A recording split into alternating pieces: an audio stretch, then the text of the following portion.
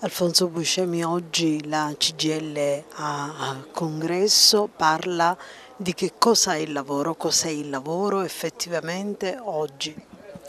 Il lavoro è la cosa più importante che un cittadino ha necessità di avere. Il lavoro è quello strumento che consente di stare in pace con se stessi, di fare una vita dignitosa, di mantenere la famiglia. Il lavoro quindi è dignità, ma soprattutto è l'opportunità di mettersi al servizio. Noi ci occupiamo del pubblico impiego, per noi il lavoro è garantire servizi efficienti, di qualità, che consentano a tutti i cittadini di avere un'istruzione, di avere la sanità pubblica ad alti livelli. Il lavoro è tutto un insieme di cose che ci consente nella nostra società di avere un buon rapporto con se stessi, ma anche tra di noi.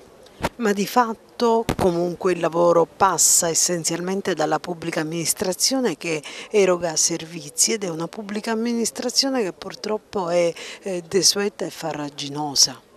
Sì, lei dice la verità, dice bene.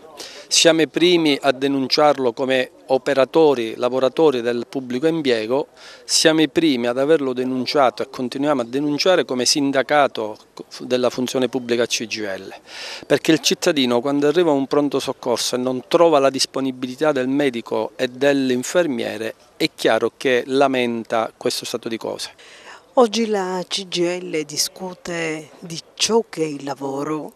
Cos'è il lavoro oggi come oggi in un momento difficile di grande crisi sociale? Innanzitutto noi stiamo svolgendo il nostro congresso e quindi ci occupiamo prevalentemente del lavoro nei servizi pubblici.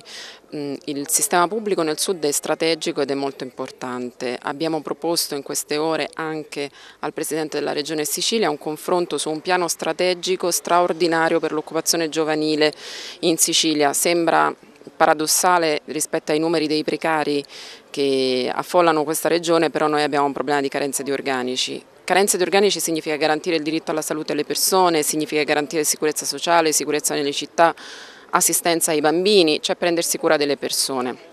Quindi noi riteniamo che dal servizio pubblico possa anche ripartire il riscatto del Mezzogiorno. Ci sono delle occasioni che non possiamo perdere. L'utilizzo ad esempio dei fondi strutturali, sono di oggi i dati che ci dicono che la regione Sicilia è la regione che spende meno e peggio i fondi strutturali. Ci sono anche delle politiche, guardando al governo nazionale, che vanno riorientate verso il Mezzogiorno che è stato completamente cancellato dall'agenda politica.